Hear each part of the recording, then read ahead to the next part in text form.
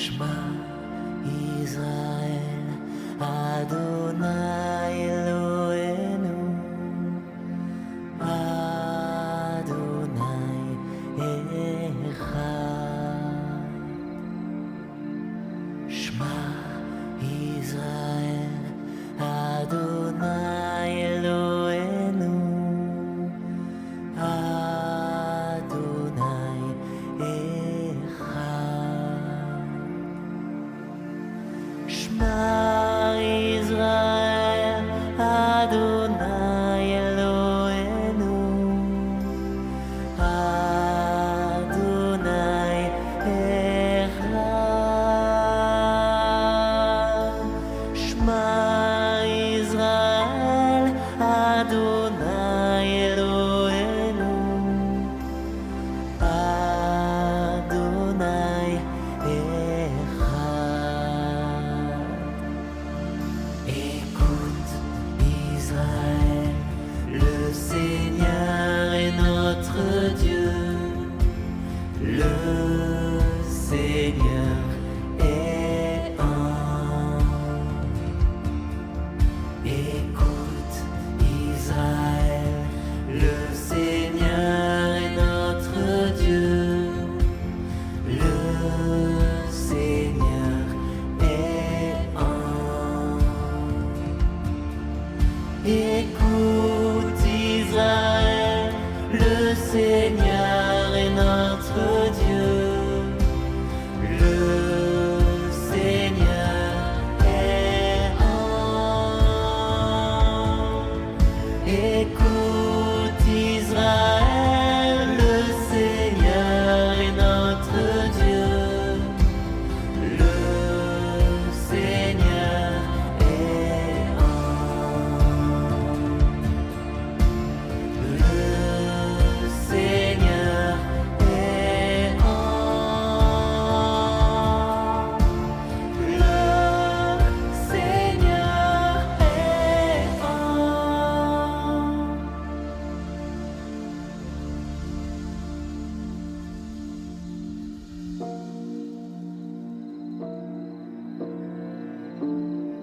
Écoute Israël, le Seigneur est notre Dieu, le Seigneur est l'unique. Tu aimeras le Seigneur ton Dieu de tout ton cœur, de toute ton âme et de toute ta force. Ces paroles que je te donne aujourd'hui resteront dans ton cœur. Tu les rediras à tes fils, tu les répéteras sans cesse, à la maison ou en voyage, que tu sois couché ou que tu sois levé. Tu les attacheras à ton poignet comme un signe. Elles seront un bandeau sur ton front. Tu les inscriras à l'entrée de ta maison et aux portes de ta ville. Shema Israël, Shema Israël, Shema Israël, Shema Israël.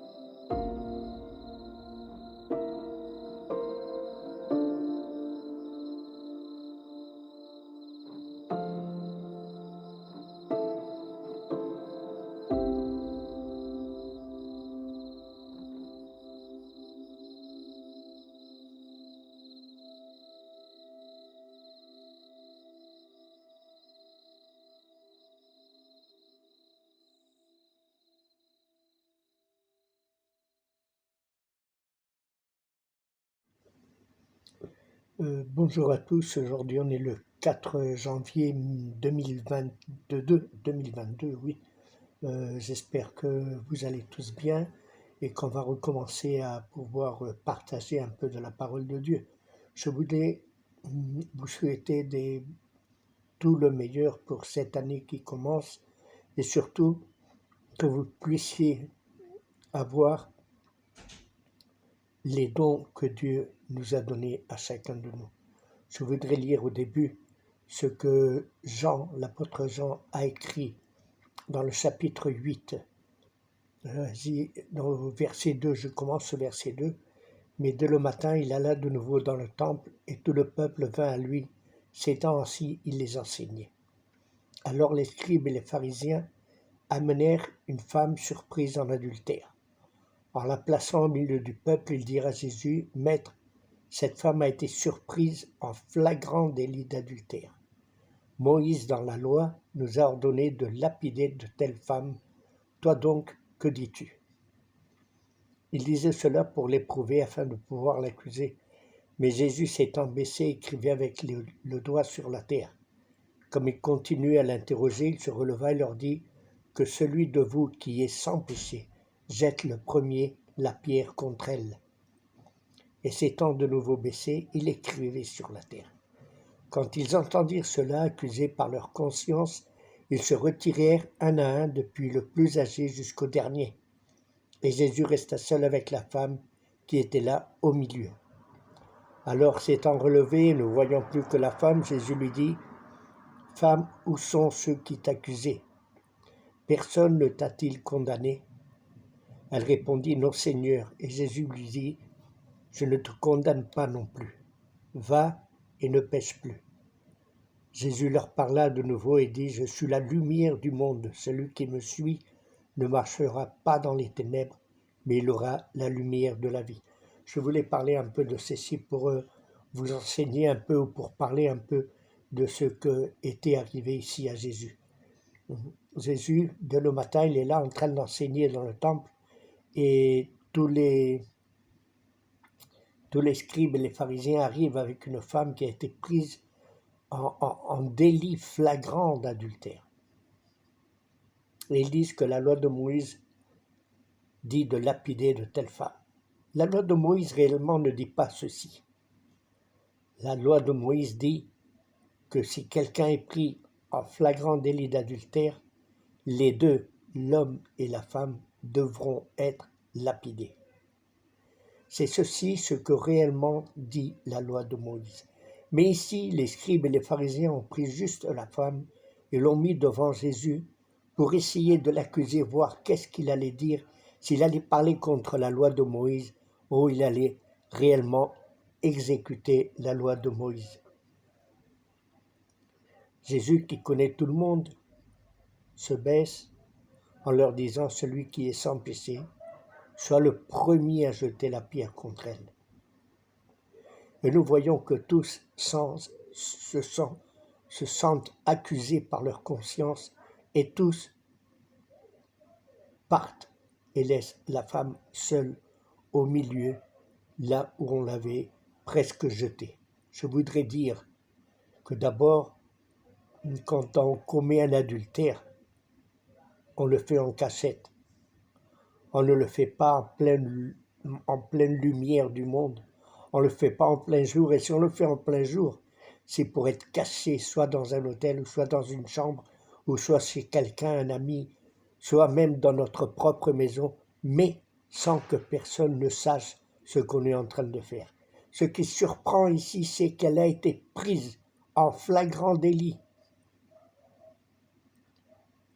C'est comme s'ils étaient en train de l'épier. C'est comme si c'était des détectives qui ont été mis là pour essayer de prendre cette femme en flagrant délit. Peut-être même qu'ils ont payé un homme en leur disant « On vous pardonne votre péché, mais il faut prendre quelqu'un pour l'amener à Jésus, pour voir s'il accomplit la loi de Moïse ou il ne l'accomplit pas. » Je ne sais pas réellement comment ça s'est passé, mais il y a beaucoup de doutes de comment ils ont surpris cette femme dans le flagrant délit d'adultère. Je pense que surtout, eux, ils ont dû essayer de trouver un motif pour accuser Jésus comme quoi il ne accomplissait pas la loi de Moïse. Alors ils ont emmené cette femme. Sûrement qu'ils l'ont surpris parce que tout était déjà prédestiné. Eux, ils avaient fait l'accusation, ils avaient sûrement payé quelqu'un pour faire ce péché, pour commettre ce péché, et surtout pour accuser la femme. C'est simple, c'est dur, mais c'est simple. Ceci elle n'a pas été prise en flagrant délit par, je ne me rappelle plus comment dire, je ne sais plus comment dire, elle a été sûrement prise par surprise. Disons, ils l'ont trouvée par surprise en commettant ce péché, mais moi je pense plutôt qu'ils ont tout fait pour la prendre et pour l'accuser devant Jésus. Jésus, lui, tranquillement, il dit, celui qui est sans péché, soit le premier à jeter la pierre. Et tous se sont accusés. Les pharisiens qui étaient des serviteurs de Dieu, les scribes qui étaient ceux qui écrivaient la parole de Dieu, ceux qui connaissaient la parole de Dieu, ceux qui savaient tout ce qui est écrit dans la loi de Moïse, se sentent surpris. Pourquoi ils se sentent surpris? Sûrement parce que leur conscience était en train de leur dire, vous avez tout fait pour prendre cette femme en flagrant délit et vous allez laisser partir l'homme. Vous ne voulez pas châtier l'homme, vous voulez châtier la femme. Vous voulez surtout châtier Jésus. Vous vouliez le prendre en flagrant délit, car il n'accomplissait pas la loi de Moïse. La loi de Moïse étant pour les Juifs la plus grande des lois. Mais Jésus leur fait voir que réellement, ils ne sont pas des saints, ils ne sont pas de bonnes personnes. Ils ont commis un délit. Ils ont espié la femme. Ils ont surtout, plutôt, je pense, payé quelqu'un en lui disant, on te pardonne ce péché si tu le fais, tu nous avertis, et on puisse prendre cette femme et l'amener à Jésus, voir s'il accomplit la loi de Moïse. Ils se sentent accusés par leur conscience. Et ils partent, il laisse la femme seule. Jésus se relève et lui dit, femme, où sont ceux qui t'accusaient? Personne ne t'a-t-il condamné? Il n'y a personne qui a pu te condamner. Où sont-ils tous? Tous, ils sont tous partis. Où sont-ils? Il n'y a personne qui réellement faisait la volonté de Dieu. Or, la parole de Dieu nous dit que personne ne cherche Dieu et que personne n'est bon devant Dieu. On est tous des pécheurs. On est tous destitués de la gloire de Dieu. Il n'y a que Jésus, le seul. Jésus, c'était le seul qui pouvait jeter la pierre et lapider la femme. Mais dans sa miséricorde, il dit, je ne te condamne pas non plus. Et il lui dit, va et ne pêche plus.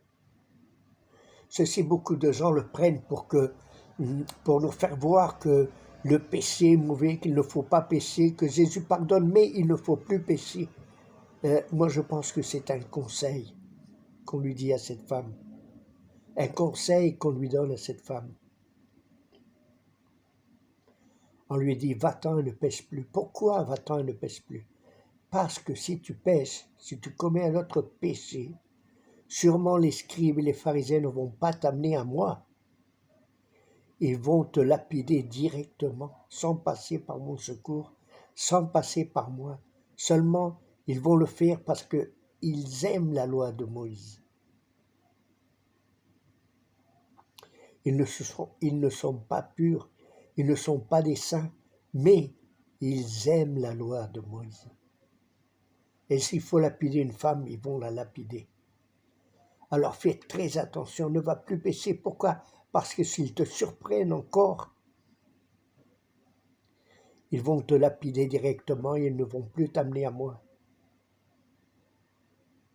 Parce que Dieu fait miséricorde.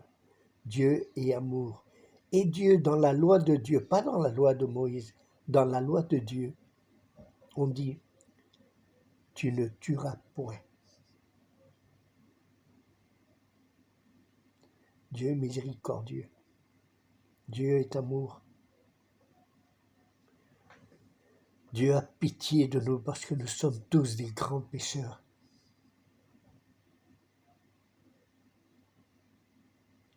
Et le conseil, c'est ceci. Quand on commet un péché, il faut aller à lui, parce que lui est miséricorde. Lui, il pardonne. Jean, dans sa première épître, dit que si on marche dans la lumière et nous confessons nos péchés, il est juste et fidèle pour nous pardonner, parce que lui, c'est notre avocat devant Dieu. Jésus est notre avocat. Jésus est pour nous. Il est la lumière du monde, il est la vie, il est le pain qui descend du ciel, il est la porte. Et il nous donne la vie éternelle. Gloire à Dieu pour ça. Il faut faire très attention à ceci. Ceci aussi a un autre sens. Les gens accusent toujours l'Église. L'Église, c'est l'épouse du Seigneur. C'est vrai que de temps en temps, l'Église ne marche pas très droit. C'est vrai. Et tout le monde l'accuse. Tout ce monde accuse l'Église. Tout ce monde est prêt à parler mal de l'Église. On parle mal. On veut lapider, on veut quitter les églises, on veut les brûler comme ils ont fait dans beaucoup de générations. Ils ont essayé de tuer tous les chrétiens, ils ont essayé de incendier la Bible, de la brûler, qu'elle ne parle plus aux gens. Ils ont brûlé des églises, ils ont tué des chrétiens, ils les ont martyrisés. Tout le monde parle mal de l'Église. Pourquoi? Parce que l'Église, beaucoup de fois, elle ne marche pas très droit. L'Église, c'est l'épouse du Seigneur, et elle doit marcher droit, et elle doit aller beaucoup de fois à Jésus pour essayer de que la lumière de Jésus inonde notre âme, inonde notre vie. Je sais que beaucoup de fois, on critique les églises, on critique les chrétiens. Je veux vous dire, les chrétiens, c'est ceux qui forment l'église. L'église, ce n'est pas les bâtiments qu'on voit et que les gens ont brûlés. L'église, quand je parle de brûler l'église, c'est de brûler les chrétiens, de brûler ceux qui servent à Jésus-Christ, d'incendier leur vie. On ne pardonne pas. On est capable de jeter des pierres sur les chrétiens, de les lapider. On ne veut pas d'eux dans ce monde. Pourquoi? Parce qu'ils parlent toujours de l'amour de Dieu. Ils parlent toujours de chercher Dieu, de revenir à Dieu. Et ceci gêne les personnes. Pourquoi? Parce qu'ils ne veulent pas reconnaître que ce sont des pécheurs. Les gens veulent vivre leur vie. Ils aiment le péché, ils aiment les ténèbres. Ils adorent les ténèbres.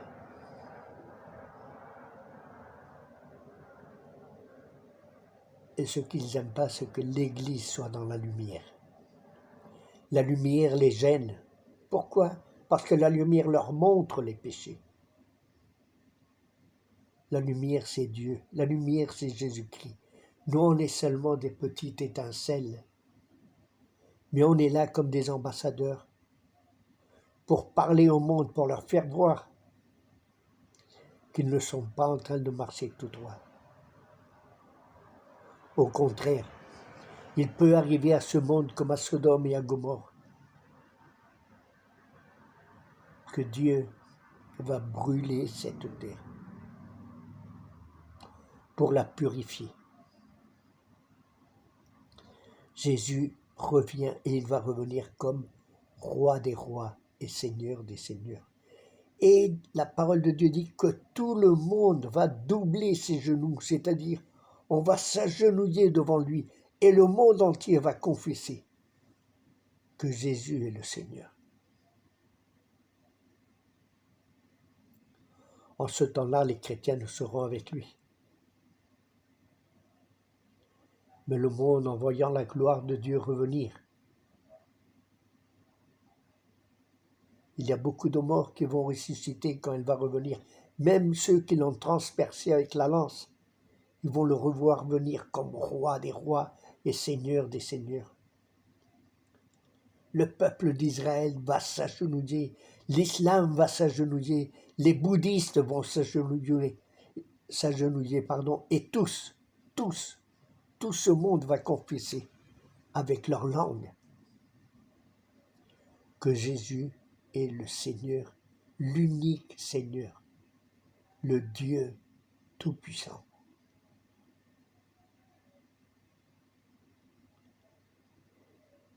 Tout le monde dit que tous les chemins mènent à Rome. C'est peut-être vrai, qu'à Rome, tous les chemins mènent à Rome. Mais pour Dieu, il n'y a qu'un seul chemin. Et c'est ce que dit Jean dans son évangile au chapitre 14. Quand Jésus leur dit « Je suis le chemin, la vérité et la vie ». Il n'y a pas d'autre chemin. Personne ne vient au Père sinon par moi. C'est-à-dire personne ne va arriver au Père, personne ne va arriver à Dieu si ce n'est pas par Jésus-Christ. Peut-être vous allez me dire que je suis un fanatique. Peut-être un peu sceptique. Et sceptique, c'est-à-dire, je ne sais pas si cette parole existe. Je la connais en espagnol, mais je ne la connais pas beaucoup en français. J'espère qu'elle existe. C'est-à-dire que les gens vont me dire, toutes les religions mènent à Dieu. Non, mon ami, toutes les religions ne mènent pas à Dieu. Même pas la religion juive, même pas elle. Le seul qui mène à Dieu, c'est Jésus-Christ. Les Juifs, oui, ils ont eu la parole de Dieu, ils ont eu la circoncision, ils ont vu naître le Messie, mais ils ne l'ont pas accepté. Aujourd'hui, ils sont comme une autre nation, quelconque, sauf ceux qui cherchent véritablement Dieu, qui vont au temple de Jérusalem et prient pour que le Seigneur puisse faire reconstruire le temple de Salomon. Et voilà, c'est Jésus le seul qui nous pardonne. C'est Jésus le seul qui nous rend saints. La parole de Dieu dit que on est sanctifié par le sang qu'il a versé sur la croix du Calvaire. On est sanctifié, on est sauvé.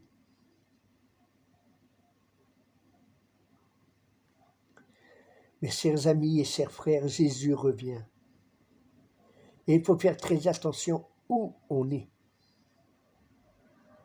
Jésus pardonne. Les hommes ne pardonnent pas beaucoup. Beaucoup ont essayé de brûler les églises, de brûler les croyants, de les tuer. Ils les ont persécutés. On les a mis en prison. Mais la parole de Dieu est toujours là. Elle est vivante. Elle est efficace. Elle nous transperce.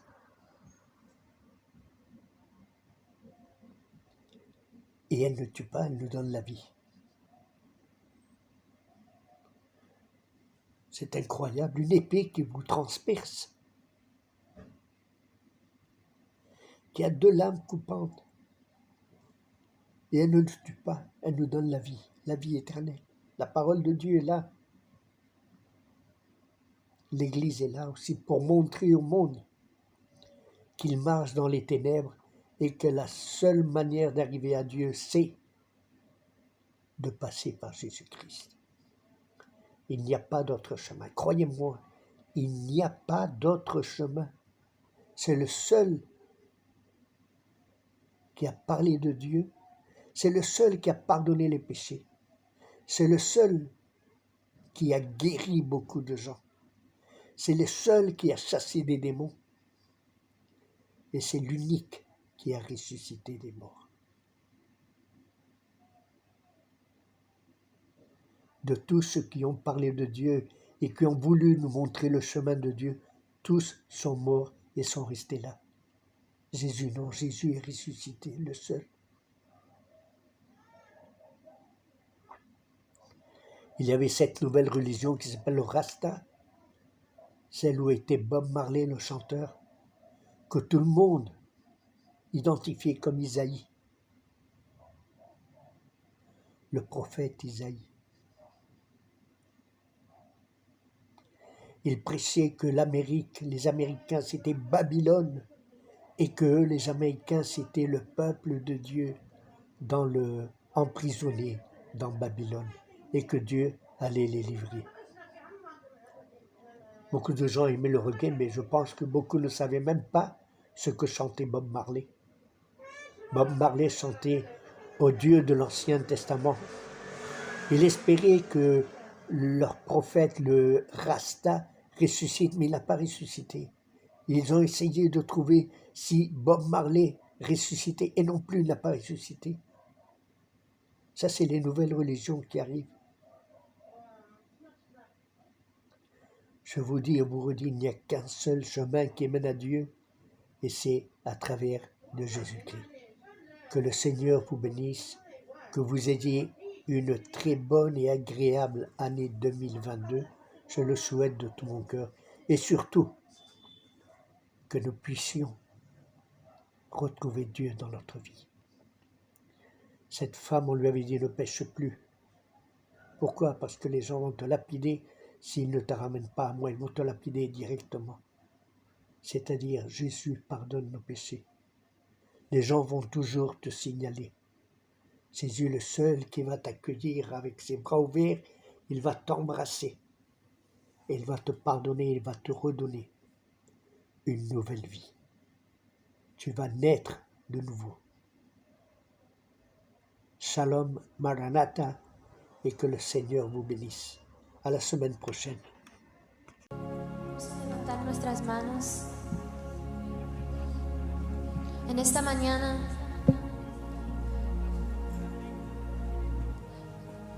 vamos a tomar este momento simplemente para poner nuestra mirada en Él. Vamos a clamar por ese refrescar de su presencia.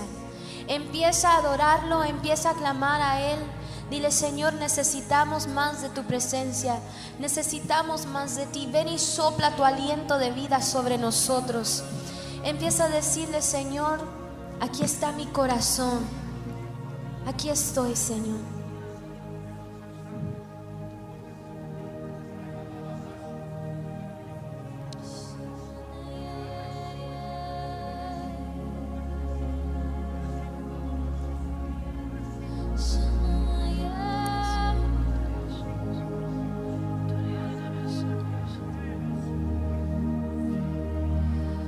Tu iglesia cerca está.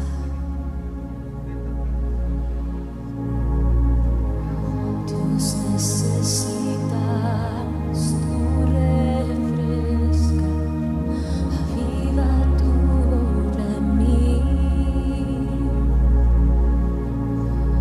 por ver tu gloria ascender, te necesito, Dios. Necesitamos, Dios.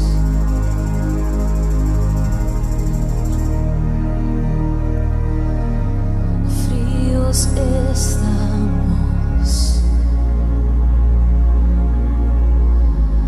anhelamos la vida de regresamos a ti.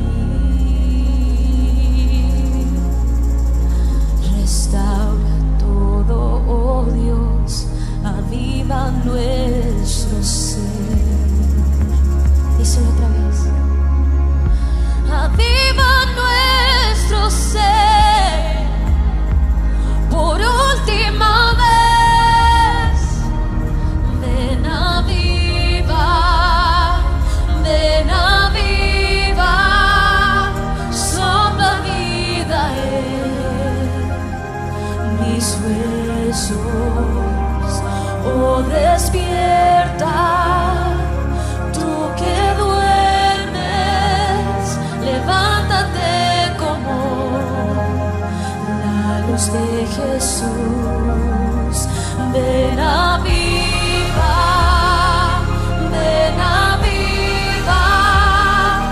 sopla vida en mis huesos. Oh, despierta, tú que duermes, levántate como la luz de Jesús. Este es nuestro clamor. Levante su mano y Clámele a Dios. Cierre sus ojos y levante su mano. Prometiste avivar la llama en nuestro ser. Ven, agítanos de nuevo con pasión por tu nombre. Prometiste avivar la llama en nuestro ser. Ven, agítanos de nuevo. Vamos, clámale. Prometiste avivar la llama en nuestro ser. Ven, agítanos de nuevo con pasión por tu nombre. Levante su voz. Prometiste avivar la llama en nuestro ser. Levante su clamor en esta mañana. De nuevo, ven aviva,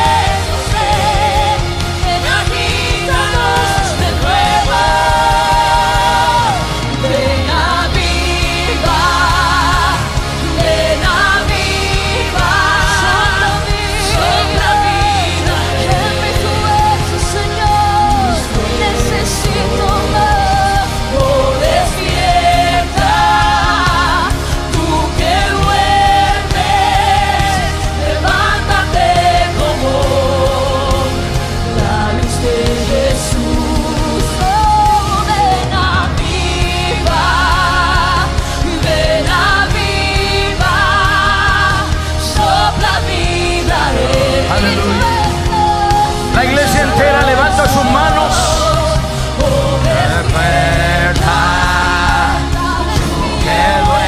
Levántate como la luz de Jesús. Abre Shekaraba. Todo este pueblo le alaba. Todos los que nos ven por el internet, conéctese. La presencia de Dios está poderosa desde la mañana. Ahí donde está en su casa, dele la bienvenida a la presencia.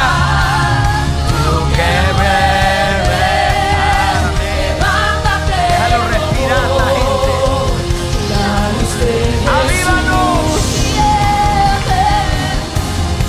Prometiste avivar la llama en nuestro ser.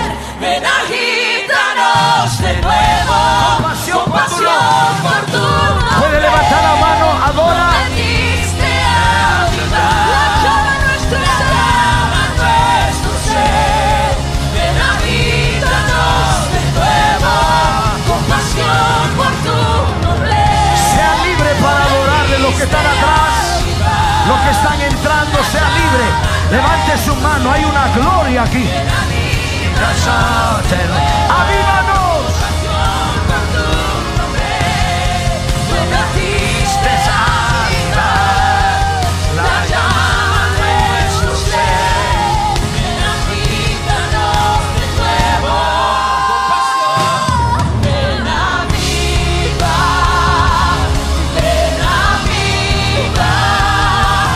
sola vida. Voces y el pueblo, venga viva. Levanta tu voz, vamos.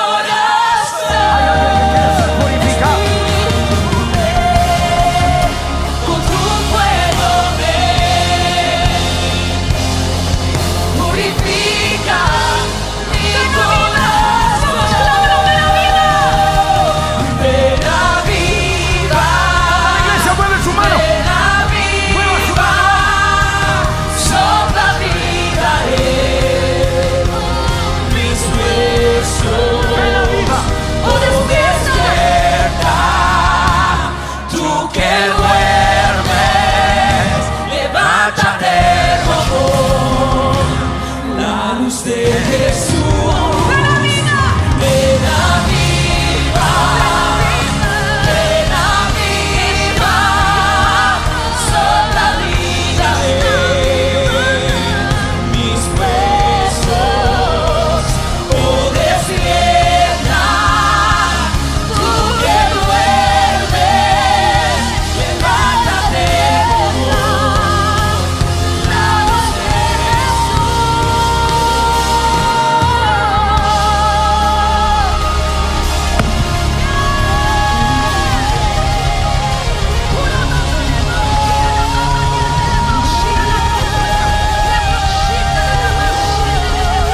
Diga más.